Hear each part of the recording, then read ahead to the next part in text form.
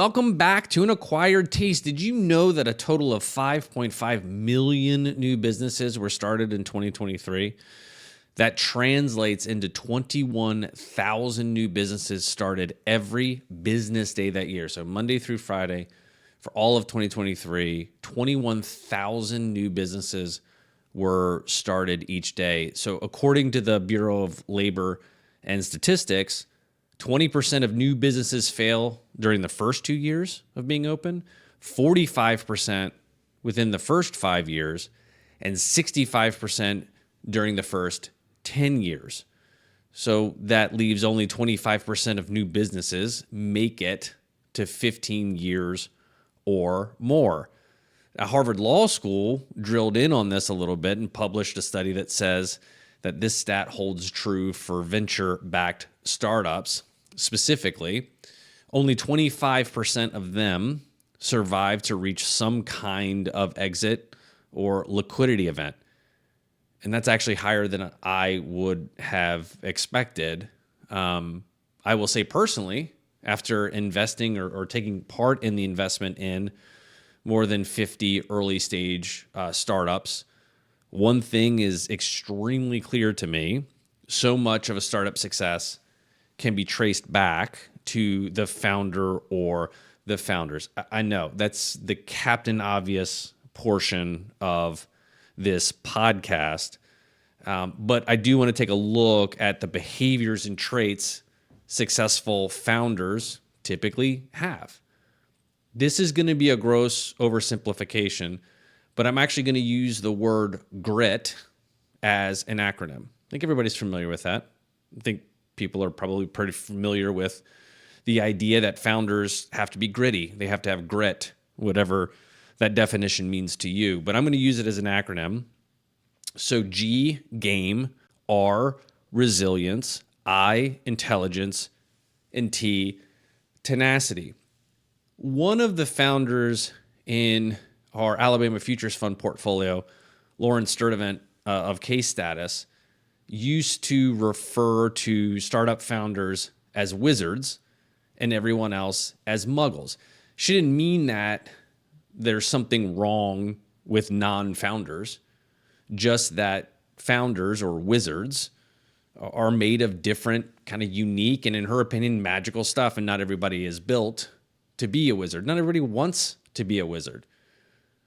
But in case you do, let's look at each of these traits as a challenge. And I challenge you to do an honest and sober self-assessment for if you should be a founder. It's 2025 now, January. People start businesses. People have a New Year's resolution to start businesses. People who are currently employed want to start their own thing.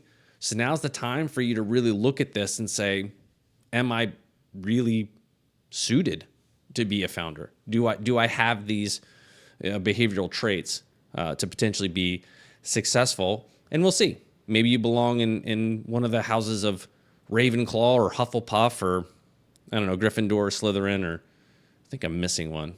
I don't care. It doesn't matter. So first, G, game. Now what you're thinking, do you have game? Like, are you somehow sophisticated and you can talk a good game? That's not what I mean. What I mean is, are you actually game for this?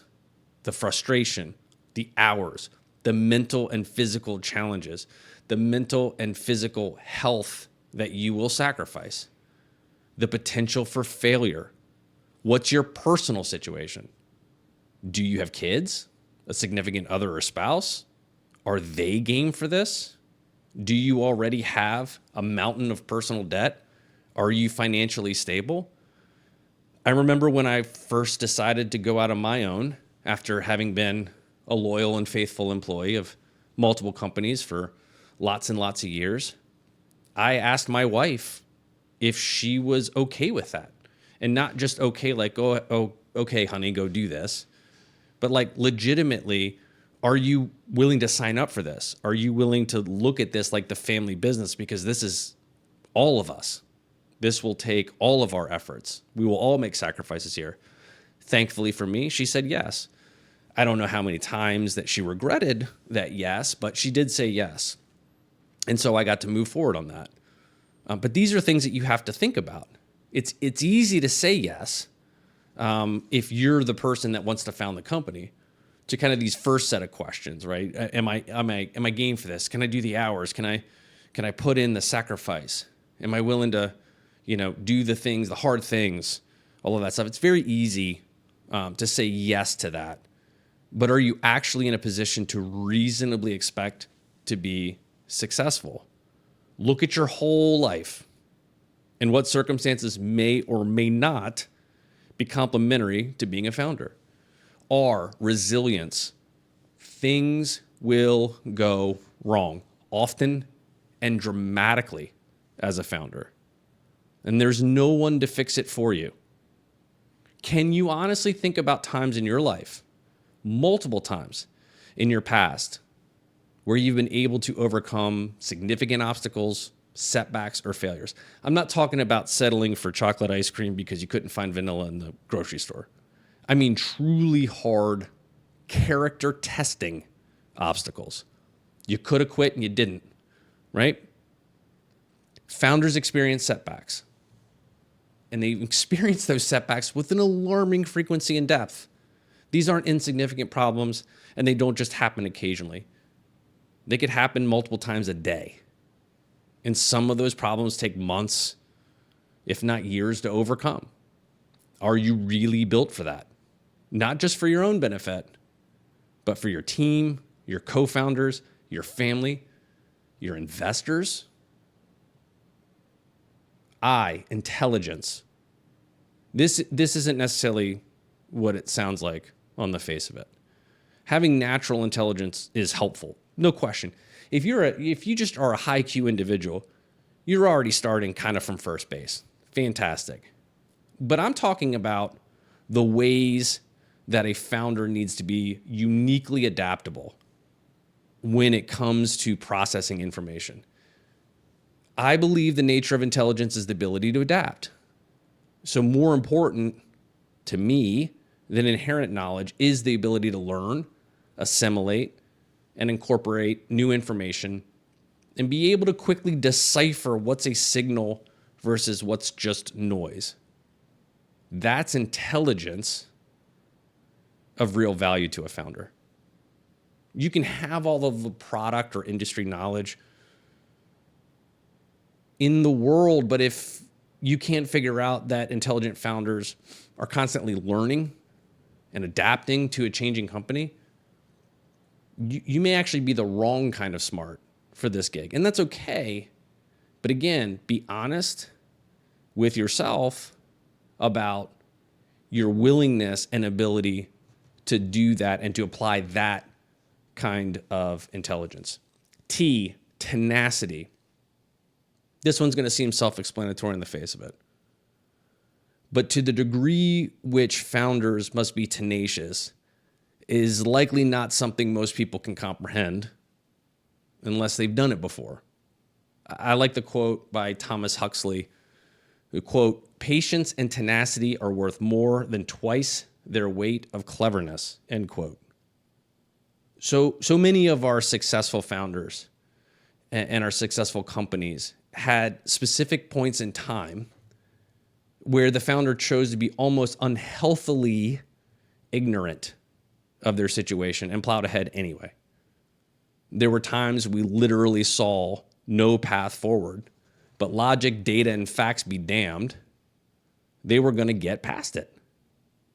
Equally and unfortunately, we can point to several founders who couldn't or didn't display that tenacity, and they ultimately failed. I wouldn't go so far to say that tenacity was their single point of failure, but I will say in almost every circumstance, no, I'm going to go ahead and say it. I'm going to be hyperbolic. In every single circumstance, a lack of tenacity played a role in their failure.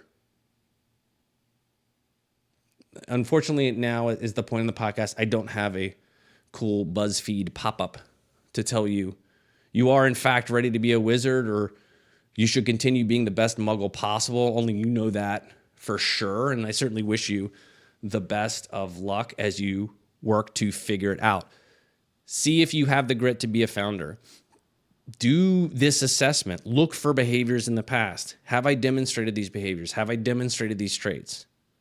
Am I in a situation where I'm likely to succeed or have the reasonable expectation to succeed? And if you do, go for it, and go for it with that grit. Show that grit. Show that game. Show that resilience. Show that intelligence. And always, always, always show that tenacity. Thanks very much for tuning in, and we'll see you next time. Like, comment, and subscribe as always.